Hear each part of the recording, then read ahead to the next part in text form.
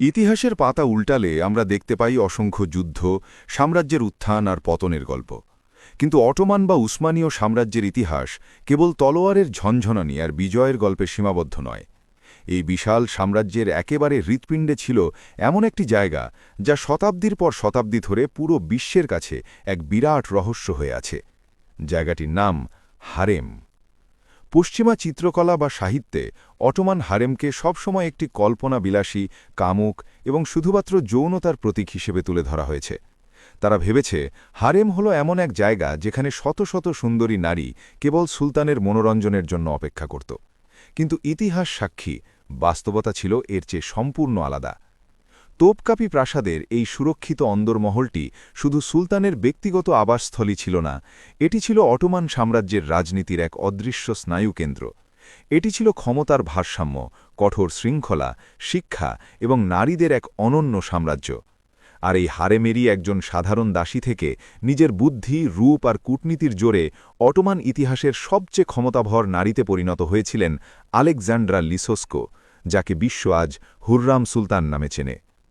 আজ আমরা প্রবেশ করব তোপকাপি প্রাসাদের সেই নিষিদ্ধ দরজার ওপারে। জানব হারেমের আসল জীবনযাত্রা, রাজপরিবারের অন্দরমহলের রোমহর্ষক গল্প এবং হুররাম সুলতানের উত্থানের অবিশ্বাস্য কাহিনী।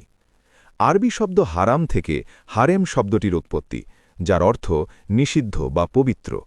এটি ছিল প্রাসাদের এমন একটি অংশ যেখানে সুলতান এবং কিছু নির্দিষ্ট খোঁজা বা ইউনাক ছাড়া অন্য কোনো প্রাপ্তবয়স্ক পুরুষের প্রবেশ সম্পূর্ণ নিষিদ্ধ ছিল। কিন্তু হারেম আসলে কি ছিল? এটি কি কেবল উপপত্নীদের বাসস্থল ছিল? একেবারেই নয়। অটোমান হারেম ছিল মূলত নারীদের জন্য একটি অত্যন্ত সুশৃঙ্খল এবং কঠোর শিক্ষা প্রতিষ্ঠান বা একাডেমি। যুদ্ধের ময়দান থেকে বন্দী হয়ে আসা বা দাসবাজার থেকে কিনে আনা রূপবতী কিশোরীদের প্রথমে এই হারেমে আনা হতো। এখানে আসার পর তাদের অতীত পরিচয় মুছে ফেলা হতো, তাদের দেওয়া হতো নতুন নাম। এরপর শুরু হতো তাদের কঠোর প্রশিক্ষণ। তাদের শেখানো হতো ইসলাম ধর্ম, পবিত্র কোরআন পাঠ এবং তুর্কি ভাষা। শুধু তাই নয়, তাদের ক্যালিগ্রাফি, শাস্ত্রীয় সঙ্গীত, বাদ্যযন্ত্র বাজানো, সূচিকর্ম এবং রাজকীয় শিষ্টাচার শেখানো হতো। যে মেয়েরা বুদ্ধিমত্তা এবং শিল্পে পারদর্শী হতো তাদের বিশেষ নজরে রাখা হতো। হারেমের মূল উদ্দেশ্য শুধু সুলতানের জন্য নারী তৈরি করা ছিল না, বরং সাম্রাজ্যের উচ্চপদস্থ কর্মকর্তা যেমন পাশা বা উজিরদের জন্য যোগ্য, শিক্ষিত এবং অনুগত স্ত্রী তৈরি করাও ছিল এর অন্যতম কাজ। হারেমের ভেতরে ছিল ক্ষমতার এক অদ্ভুত পিরামিড। ১. ভালিদে সুলতান বা সুলতানের মা। হারেমে সুলতানের চেয়েও ভালিদে সুলতানের ক্ষমতা বেশি ছিল। পুরো হারেমের নিয়ন্ত্রণ, দাসীদের নির্বাচন, এমনকি সুলতান কোন রাতে কার সাথে সময় কাটাবেন তার অনেক কিছুই ভালিদে সুলতানের ইশারায় হতো। ২. কাদিন বা স্ত্রীগণ। ভালিদে সুলতানের ঠিক নিচেই ছিল সুলতানের স্ত্রীদের অবস্থান। যে দাসীরা সুলতানের সন্তানের জন্ম দিতেন, বিশেষ করে পুত্র সন্তান, তারা কাদিন বা হাসেকি সুলতান উপাধি পেতেন। ৩. শাহজাদা ও সুলতানা। এরপর ছিল সুলতানের পুত্র, শাহজাদা এবং কন্যারা, সুলতানা। ৪. কালফা ও কারিয়ে। একদম নিচে ছিল সাধারণ দাসী বা উপপত্নীরা, যাদের বলা হতো কারিয়ে।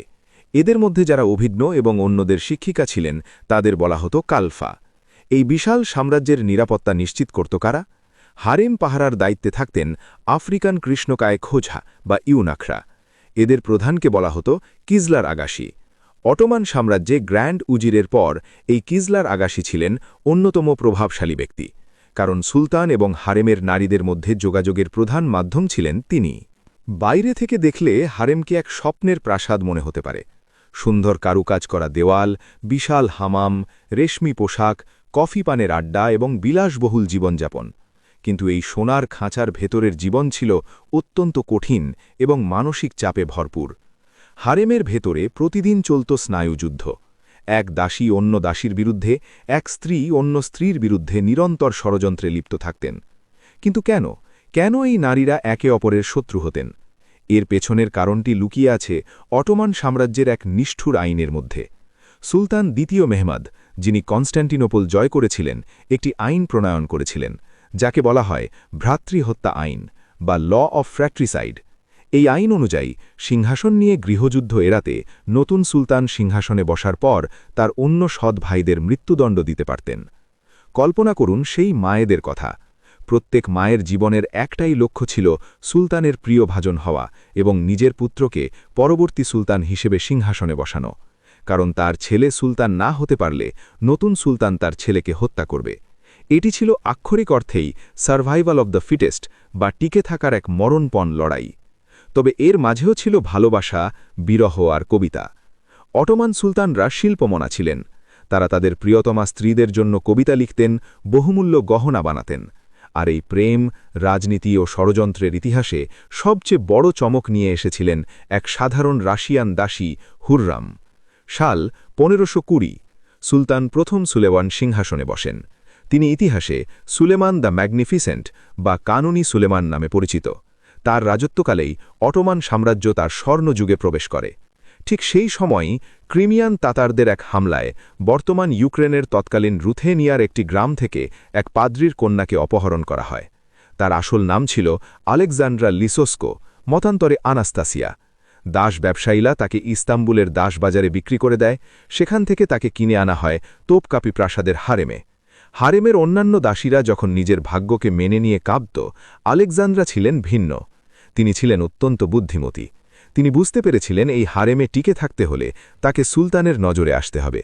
তার সবচেয়ে বড় অস্ত্র কেবল তার রূপ ছিল না, ছিল তার মিষ্টি হাসি, রসবোধ এবং মেধা। তার প্রফুল্ল হাসি আর প্রাণবন্ত ব্যক্তিত্বের কারণে প্রাসাদে তার নতুন নাম দেওয়া হয় হুররাম, যার ফার্সি অর্থ হাসি খুশি বা যে আনন্দ দেয়। খুব অল্প সময়ের মধ্যেই হুররাম সুলেমানের মনোযোগ আকর্ষণ করতে সক্ষম হন। সুলেমান হুররামের প্রেমে এতটাই মুগ্ধ হয়ে পড়েন যে তিনি তার জন্য মুহিব্বি ছদ্মনামে অসংখ্য কবিতা লিখতে শুরু করেন। সুলেমানের একটি বিখ্যাত কবিতার লাইন ছিল এমন: আমার নির্জনতার সিংহাসন, আমার সম্পদ, আমার প্রেম, আমার বিশ্ব, আমার ইস্তাম্বুল, আমার কারামান, আমার আনাতোলিয়ার ভূমি। হুররামের এই উত্থান হারেমের পুরনো নিয়মে আগুন ধরিয়ে দেয়।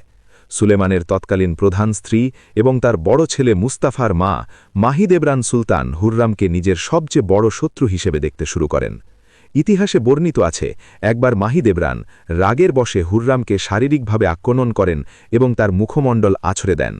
বুদ্ধিমতী হুররাম এই ঘটনাকে নিজের পক্ষে কাজে লাগান এবং সুলতানের সামনে যেতে অস্বীকৃতি জানান, এই বলে যে তার ক্ষতবিক্ষত মুখ নিয়ে সুলতানের সামনে যাওয়া শিষ্টাচার বহির্ভূত। যখন সুলেমান আসল ঘটনা জানতে পারেন, তিনি মাহিদেবরানের ওপর ক্ষুব্ধ হন এবং হুররামের প্রতি তার ভালোবাসা ও পক্ষপাতিত্ব আরও বেড়ে যায়। পরবর্তীতে মাহিদেবরান এবং তার পুত্র মুস্তাফাকে রাজধানী থেকে দূরে পাঠিয়ে দেওয়া হয়। হুররাম সুলতান এমন কিছু করেছিলেন যা অটোমান সাম্রাজ্যের 200 বছরের ইতিহাসে কোনো নারী করতে পারেনি। অটোমান সুলতানরা দাসীদের সাথে সম্পর্ক রাখলেও তাদের আইনিভাবে বিবাহ করতেন না। কিন্তু সুলতান সুলেমান প্রথা ভেঙে দিলেন। তিনি হুররামকে দাসত্ব থেকে মুক্তি দিলেন এবং ইসলামী শরীয়ত মোতাবেক তাকে আনুষ্ঠানিকভাবে বিবাহ করলেন।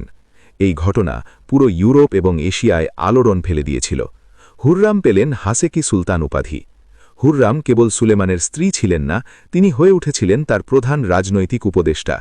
যখন সুলতান সুলেমান মাসের পর মাস যুদ্ধক্ষেত্রে থাকতেন, তখন হুররাম রাজধানী ইস্তাম্বুল থেকে সুলতানকে চিঠি লিখে রাজ্যের সব খবরাখবর জানাতেন। তার কূটনীতিক জ্ঞান এতটাই প্রখর ছিল যে তিনি পোল্যান্ডের রাজা সিগিজমুন্ডের সাথে অটোমানদের শান্তি চুক্তি বজায় রাখার জন্য ব্যক্তিগতভাবে চিঠি ও উপহার আদান প্রদান করেছিলেন। হুররাম প্রাসাদের বাইরেও নিজের প্রভাব বিস্তার করেছিলেন।